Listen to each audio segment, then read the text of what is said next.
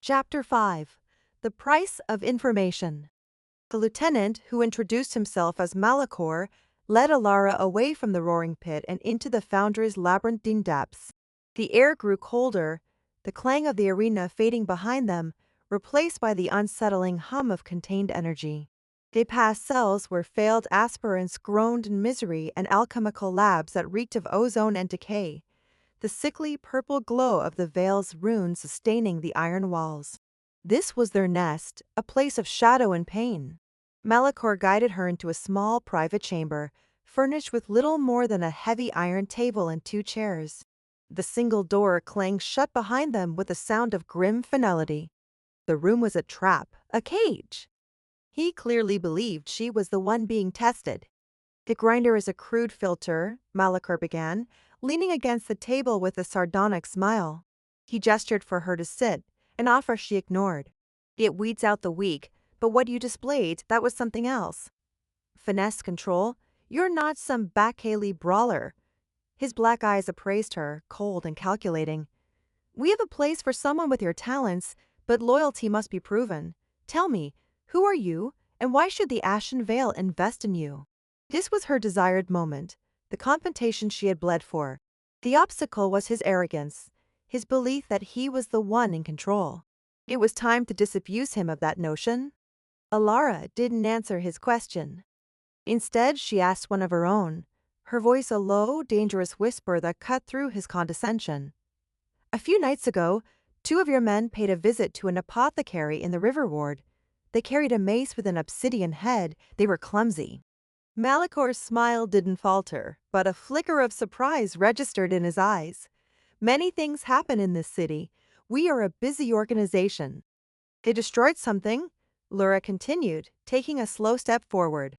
The faint emerald glow in her eyes intensified, the air in the small room growing heavy and tight. A jade soulstone, they were looking for his power. The lieutenant's composure finally cracked. The sardonic mask slipped, revealing a predatory alertness. You know a great deal about our private affairs, he said, his voice losing its smooth edge. He pushed himself off the table, his hand drifting toward a wickedly curved dagger at his belt. Perhaps too much. Not enough, Alara countered. She raised a gauntleted hand. I want the name of the one who gave the order. I want to know why you targeted that stone. Malachor laughed, a short, ugly sound. You are in no position to demand anything. You are a potential asset, nothing more.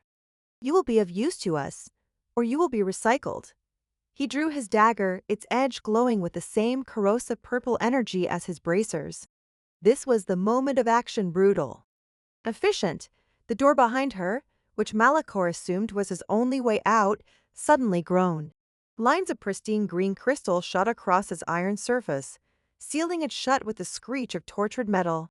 A thick, translucent jade barrier, inches thick, encased the door in a tomb-like shell. Malachor's eyes widened in shock. He lunged, not at her, but back towards the door, realizing his mistake too late. He was trapped. With her, Alara moved with a speed that defied the eye. Before he could turn back, she was on him. She didn't strike him with her fist. She laid her palm flat against his chest, right over his heart. He flinched, expecting a blow, but nothing happened, nothing he could see. Then he gasped. His face went ashen, his eyes bulging in sudden, uncomprehending agony. He choked, a strangled sound catching in his throat as he clawed at his own chest. What are you doing? He rasped, his legs buckling. You wanted to see control. Malachor, Alara said, her voice utterly devoid of heat or passion. It was as cold and hard as a jade sealing the door.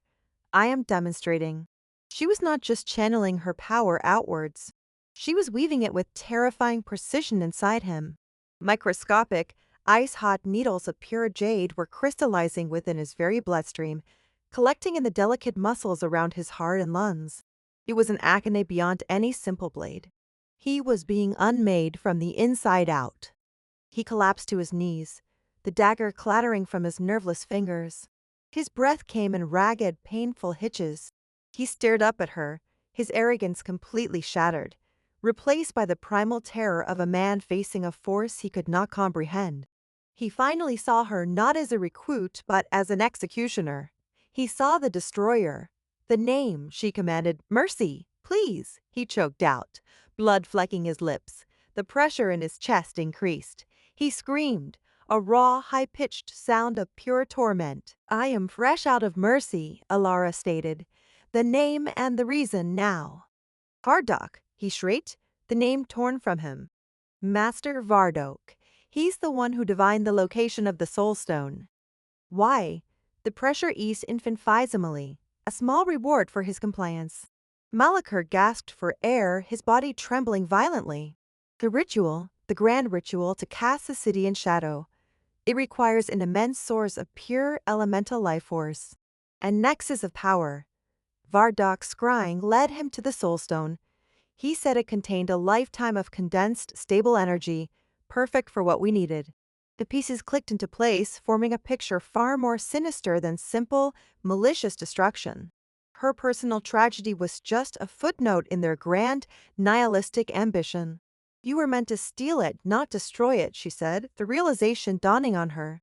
He nodded frantically, his eyes wild with pain and fear. Yes, we sent our best, enhanced agents. They were just supposed to retrieve it, but something went wrong. The stone. It was more volatile than Vardok predicted. It overloaded their containment matrix when they tried to drain it. The resulting feedback shattered it. It was an accident. An accident, the obliteration of Liam's soul, the anchor of her life, the one thing she cherished above all else was a miscalculation. A workplace error. A cold, hollow laugh threatened to bubble up from her chest. And the power? She asked, her voice dangerously quiet. The energy you wanted so badly? Where did it go? This was it, the final, horrifying truth.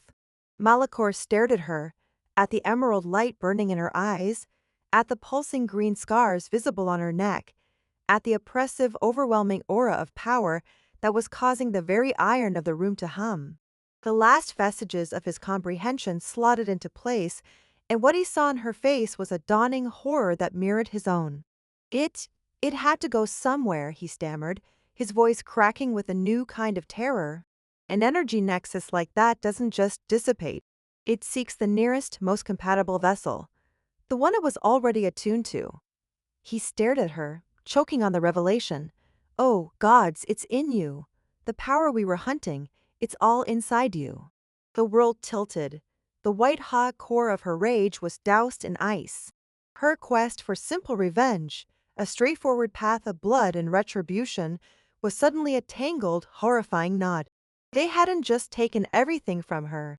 They had inadvertently turned her into the sacred dak they so desperately craved. The hunter had just become the ultimate prize. The price of information was a truth more terrible than she could have ever imagined. She wasn't just settling a score anymore. This was a fight for her very soul, for the catastrophic power now fused to her grief. Malachor saw the shift in her eyes. You have to protect me, he pleaded. If Vardok finds out the power is inside you, he will tear you apart to get it. I'm the only one who knows. I can help you. Alara looked down at the broken man at her feet. He was a loose end, a witness, a liability. Her future was no longer a clear path to a single man's throat, but a desperate flight into shadow. And shadows didn't have companions. Thank you for the information, she said, her voice flat. She closed her hand into a fist. The screaming was blessedly short. What was left of Malachor collapsed to the floor, a heap of armor and robes suddenly devoid of life. A moment later, his form began to crystallize, turning into a rough, impure jade statue, his face locked in a silent plea. With a final contemptuous thought, she shattered it into a cloud of green and gray dust. She stood alone in the silent room, the hum of her own power the only sound. Her enemies were no longer just the murderers of her husband's memory. They were her hunters, and all of Viridia was their hunting ground.